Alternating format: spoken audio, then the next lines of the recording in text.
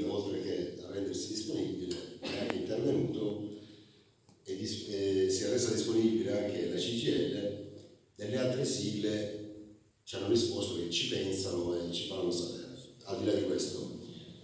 per noi è importante coinvolgere le rappresentanze dei lavoratori e delle lavoratrici, perché rispetto a quanto, rispetto alla reazione dell'amministrazione comunale o dei vertici SESA, che ci definiscono come persone incoscienti, che non teniamo conto dell'occupazione e quindi del disagio lavorativo, iniziamo con il fatto di precisare che per noi non va bene il progetto SESA,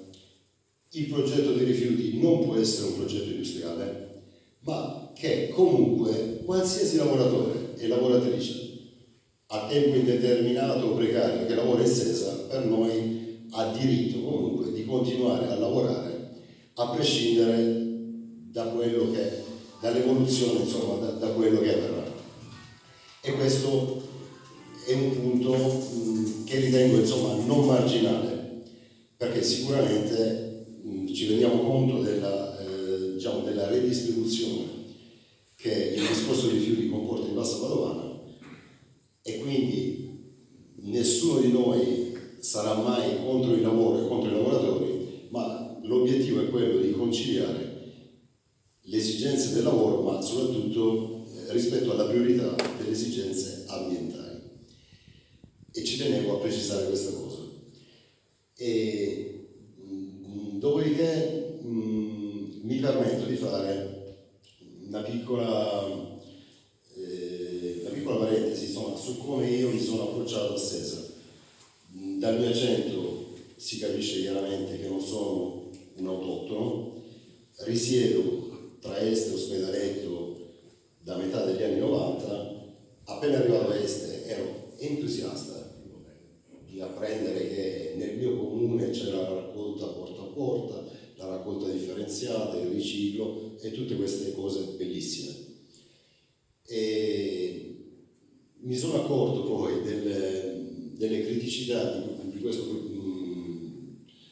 tipo di operazione quando da Este, da Meggiaro, per via della crisi della mia fabbrica, del mio lavoro, mi sono dovuto trasferire a Ospedaletto. Ho vissuto a Ospedaletto 12 anni, in via Roma, quindi a qualche centinaio di metri dalla SESA. Bene, io sfido chiunque a vivere in quel posto. Cioè a raccontare, all'inizio ne parlavo con i vicini di casa, con le persone in piazza, e già lì capivo non tanto la ritrosia, ma quanto la difficoltà e l'imbarazzo di queste persone a criticare SESA, perché bene o male, in tutta la Bassa Padovana, ma in particolare a Este e Ospedaletto, molte persone, o direttamente o indirettamente, traggono reddito da SESA, e per cui si fa fatica a criticarlo. Si fa fatica a dire che, a insinuare il dubbio, a insinuare il cosiddetto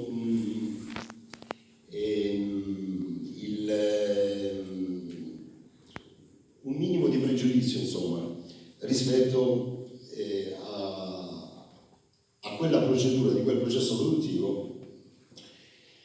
e alle conseguenze. Quindi ero in difficoltà persino a parlarne, perché qualcuno mi diceva ma te hai la puzza sotto il naso, hai il pelo sullo stomaco, te ti piacciono i soldi facili, non ti piace lavorare. Cioè ne ho sentite di tutti i tipi, tanto che mi sono autorepresso a non parlarne più nei primi anni. Parlo dal 2000 fino a qualche anno fa, anzi addirittura fino all'inchiesta di Fanpage, per essere chiaro, nel senso che mi vergognavo a parlarne, cioè a esternare il mio disagio, ma non solo il mio disagio, ma il mio malessere, che non è un malessere di posizione intellettualoide. No, chi vive davanti a SESA va fuori di testa. Non si può vivere con le finestre chiuse tutto l'anno se uno non ha il condizionatore in casa, soprattutto l'estate con 40 gradi. Non si può vivere asciugando il bucato solo in casa, perché se lo stendi fuori, come in genere si fa tradizionalmente, bisogna rilavarlo, cioè è peggio di prima, magari non è sporco, ma l'odore ti impedisce di indossare quegli indumenti. E da qui tutta una serie di criticità che partono dall'insonnia, ma partono da una manifestazione di malessere in cui una persona, rispetto a quel benessere che qualsiasi amministrazione comunale dovrebbe garantire ai propri cittadini, anche perché è un servizio che i cittadini pagano in ogni caso, non è anche gratuito, è assurdo quindi che rispetto alla mission di qualsiasi amministrazione comunale, che è quella di tutelare il benessere, quindi la salute, e il benessere quindi non solo fisico ma anche psicologico e sociale dei residenti e dei concittadini, invece vende in qualche modo, cioè trasforma in denaro queste criticità per introiettare evidentemente denari. Questo succede a Este. E torno pure a quanto nell'intervento d'esordio diceva Francesco Miazzi, che è una strategia della regione, sicuramente una strategia della regione, e la regia viene da Venezia, ma non bisogna neanche avere nessun timore ad ammettere che è una strategia anche comunale, oltre che da Venezia, perché a Este le varie amministrazioni comunali che si sono succedute da metà degli anni 90, senza fare nomi e cognomi, da Mengotto in poi, comunque hanno tutte, a mio modo di vedere, cercato di seguire delle linee guida che valorizzassero Sesa, compresa la giunta di centrosinistra, di cui in qualche modo che io ho contribuito, e non mi vergogno di dirlo, facevo parte prima delle elezioni di Piva instaurò delle commissioni. Io facevo parte la commissione delle attività produttive, doveva elaborare delle proposte per la futura giunta che poi è durata 10 anni, e anch'io che facevo parte di quella commissione ho trascurato ciò che poi viviamo tutti i giorni, insomma, cioè quello che è diventato Sesa. E a maggior ragione, perché poi c'è sempre un filo logico, con la crisi cerco di concludere, dopo il 2010, che ha portato alla chiusura delle 2 cementerie in Bassa Padovana, la Bassa Padovana e i comuni di Este e Monselice sono rientrati tra le aree di crisi non complesse. Ciò vuol dire che si apriva a dei finanziamenti statali per idee che stimolavano e favorivano nuova imprenditorialità e quant'altro. Bene, nel comune di Este non è arrivata nessuna proposta. Perché? Perché si è puntato tutto su Sesa. Ora è assurdo che un comune e un'area abbia come orizzonte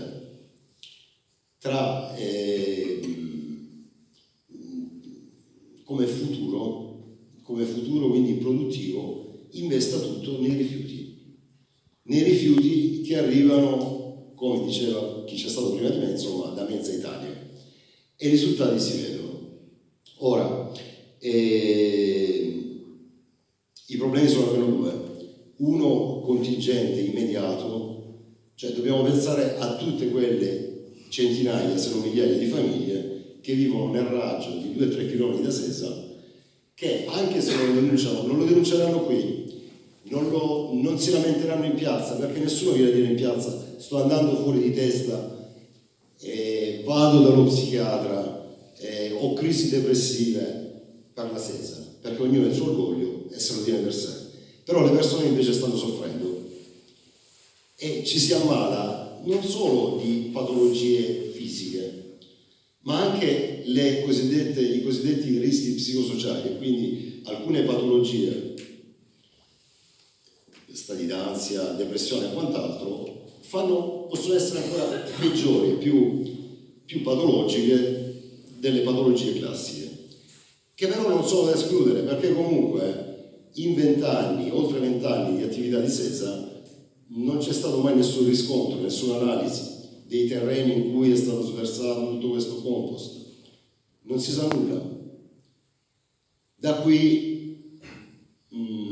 la necessità quindi del comitato di cercare di fare delle richieste ben definite, insomma, partendo dall'analisi dei terreni e quant'altro. Finisco, che vedo che il Presidente qui ora. Visto che la politica del Comune di Este, insieme a Sesa, esclude qualsiasi principio di precauzione, per cui di fatto per loro la situazione va benissimo così, non serve fare nulla. Al contrario, noi chiediamo, e lo chiederemo ancora più forte, a partire dall'iniziativa, dalla mobilitazione del 14 dicembre, che vi invitiamo tutti a promuovere per una partecipazione più diffusa possibile. Noi invece crediamo che non si può andare avanti così, per cui dalla massa critica a cui si faceva riferimento poco fa, il nostro obiettivo è creare delle alleanze nel territorio e anche con gli altri territori per unire le rotte, come diceva Francesco, per arrivare quantomeno a individuare dei punti programmatici in un manifesto che proporremo alle forze politiche sia per le scadenze elettorali regionali quanto per quelle comunali. E lì vedremo, ognuno dovrà esprimersi. Ognuno non potrà far finta di non sentirci e di non vederci. Ognuno dovrà dire sbaglia il comitato oppure ascoltiamo il comitato, e ognuno si dovrà prendere le responsabilità che ne seguono. Per cui questa è solo l'inizio di un percorso che ci auguriamo sia il più partecipato possibile, e quindi oltre a ringraziarvi per la partecipazione, l'auspicio che faccio a nome del comitato è di continuare a incontrarci in tutte le iniziative, ma anche nelle riunioni che faremo, anche perché un'altra delle cose che riteniamo legittimo chiedere è che il Comune ci assegni una sala per le nostre riunioni, perché considerato il patrimonio immobiliare del Comune di Este e tutti gli edifici comunali chiusi,